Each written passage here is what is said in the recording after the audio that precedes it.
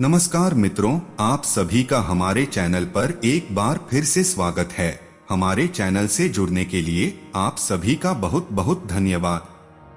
आज हम आपको बताएंगे कि मसान क्या होता है तथा इसे कैसे जगाया जाता है। मसान क्या होता है, चलिए इसको जानते हैं। मित्रों, जैसा कि आपको पता होगा कि साधनाएं कई प्रकार की होती है। कुछ साधनाएं तो इंसान के लिए ठीक होती है, लेकिन कुछ साधनाएं ऐसी होती है जो कि एक गृहस्थ और साधारण इंसान के लिए जानलेवा हो सकती है। जैसे कि कर्ण पिशाचिनी साधना, शव साधना, शमशान साधना इत्यादि बहुत तरह की साधनाएं होती है। जो लोग गृहस्थ है और साधारण जीवन जीने वाले व्यक्ति है, वो लोग इन साधनाओं को गलती से भी करने की कोशिश न करें।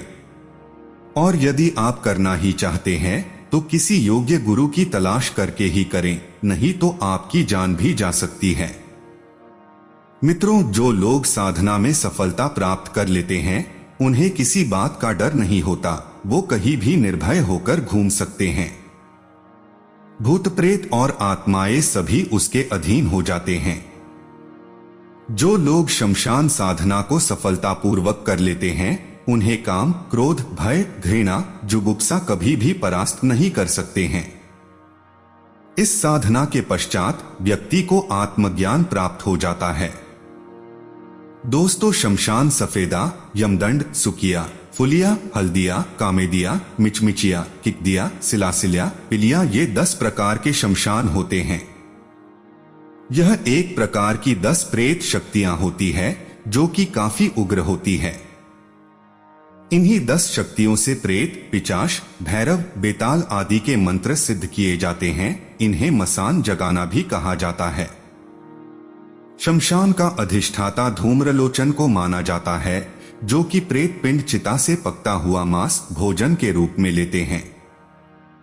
मसान जगाना यह काफी कठिन कार्य है और बहुत ही ज्यादा खतरनाक है, क्योंकि यदि पूरा मसान जाग गया तो इसे कोई भी वश में नहीं कर सकता है। इसीलिए गृहस्थ और साधारण जीवन जीने वाले व्यक्ति इसके चक्कर में बिल्कुल भी न पड़े तो ज्यादा बेहतर होगा। मसान जगाने की साधना केवल श्मशान में की जाती है। ध्यान रहे, इस साधना को केवल इंफॉर्मेशन देने के लिए प्रस्तुत किया जा रहा है, क्योंकि किसी भी गृहस्थ को तो ये करनी ही नहीं है और कोई साधु या साधक भी जो सिद्ध है वो ही इसे कर सकता है, साक्षात अपने गुरु के संरक्षण में। नहीं तो अगर बात केवल एक भूत या प्रेत की है तो शायद कंट्रोल हो भी जाए, नहीं तो अगर सारा मसान जाग गया तो वो किसी के भी बस की बात नहीं होगी, क्योंकि वो समय और स्थान उनका होगा। शमशान साधना कब से शुरू करना चाहिए? मित्रों, शमशान साधना को अष्टमी, चतुर्दशी, अमावस्या, पूर्णिमा, शनिवार और मंगलवार से करनी चाहिए। यदि पूर्णिमा, अमावस्या के दिन शनिवार या मंगलवार हो तो सबसे उत्तम माना जाता है। यदि कोई अघोरी इस साधना को करना चाहता है तो उसे मुहूर्त से कोई लेना देना नहीं है। लेकिन यदि कोई सामान्य साधक इस साधना को करना चाहता है तो मुहूर्त में ही करना चाहिए, तो ज्यादा बेहतर होता है। साधना में आमिष और निरामिष कोई भी भोग लिया जा सकता है। ऐसा कहा जाता है कि शमशान साधना करने के लिए शमशान में जाते समय सभी प्रकार की आसुरी शक्तियों और गुरु गणेश, बटुक, योगिनी आदि से आज्ञा ले और प्रणाम करना चाहिए। जो साधक शमशान में आसन ले लेता है तो पूर्व की ओर शमशान अधिपति को, दक्षिण में भैरव, पश्चिम में काल भैरव और उत्तर में महाकाल को रखकर ही साधना प्रारंभ करना चाहिए। और यदि साधक चिता के समक्ष साधना करता है तो साधक को काली, महाकाली और कालरात्रि का ध्यान रखकर ही मंत्र जाप करना चाहिए तथा भोग लगाना चाहिए। मित्रों, मसान को जगाने के लिए साधक को किसी ऐसे शव को लाना पड़ता है जो कि नौजवान हो और जलाया न गया हो, तो उसे ज्यादा उत्तम माना जाता है। जिस दिन शमशान जगाना होता है उस दिन जहां बकरा काटा जाता है वहां से एक सामान लाना होता है। लेकिन शमशान जगाने से एक दिन पहले शमशान से जाकर यह आज्ञा लेना पड़ता है कि कल तुम्हें जगाना है। फिर उसके अगले दिन सभी सामग्री को लेकर शमशान में जाना होता है और विधिवत साधना करना पड़ता है। साधक को मसान जागृत मंत्र को 1000 बार सिद्ध करना पड़ता है और अमावस्या की रात को मुर्दे की खोपड़ी पर यंत्र लिखकर सिद्ध करना होता है। साधना के समय जब मुर्दे की खोपड़ी से आवाज आने लगती है तो ऐसा समझा जाता है कि अब मंत्र सिद्ध हो चुका है। आपने औघड़ तांत्रिक को देखा होगा तो आप जानते होंगे कि इनके हाथ में आधे हाथ की साइज का हड्डी का एक टुकड़ा रहता है। इस हड्डी को मसान बोला जाता है।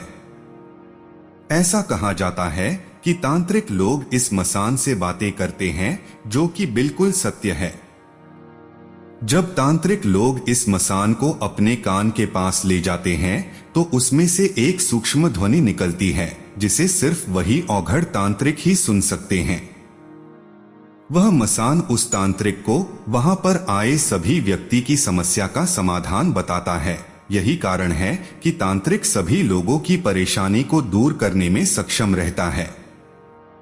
ध्यान दें, शमशान दो प्रकार के होते हैं। एक तो होते हैं जागृत शमशान और दूसरा होता है सुप्त शमशान। जागृत शमशान वो होते हैं जिनमें भूत प्रेत पहले से ही जागृत होते हैं, यानी इस शमशान में भूत प्रेत एक्टिव होते हैं और वो लोगों को दिखते हैं और उनको परेशान भी करते रहते हैं। इसी तरह सुप्त शमशान में सब शांत होते हैं। अगर कोई भूत प्रेत योनि में भी होता है तो वो हिंसक नहीं होता। शमशान जागृत या तो किसी तांत्रिक द्वारा किया जाता है, मसान जगाने वाली क्रिया के द्वारा, या फिर कुछ और भी कारण इसके होते हैं।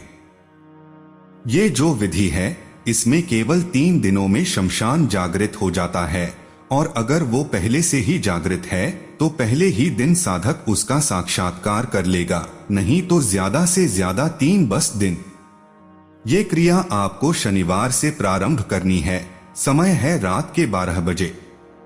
आवश्यक सामग्री 5 पताशे, 5 बूंदी के लड्डू, 1 लोटा जल और 1 मिट्टी का दीपक, सरसों के तेल का और गोबर के कंडे पर आग लोबान के साथ। क्रिया करने की विधि, 1 कोरे और सफेद कागज पर 5 पताशे और 5 लड्डू रख लें। शमशान के बिल्कुल बीचों बीच में या किसी साइड में, मतलब कहीं भी। ये दोनों सामग्री रखें और लोटा जल से चरों ओर जल की धार से एक सर्किल में पानी डालें। अब बचे हुए जल के लोटे को वहीं रख दें। दीपक प्रज्वलित करें बिल्कुल 12 बजे और इसी समय कंडे को गर्म करके लाल रखें। उस पर अब लोबान रख दें और उसे सुलगने दें। अब आप मानसिक रूप से भूत प्रेतों का आवाहन करें। बस हो गया काम पूरा, इससे ज्यादा कुछ करने की जरूरत नहीं है। मसान जगाने के और भी विधियां है जो काफी उग्र और भयावह है, इसलिए मैंने आपको इसके आसान विधियां बताई है।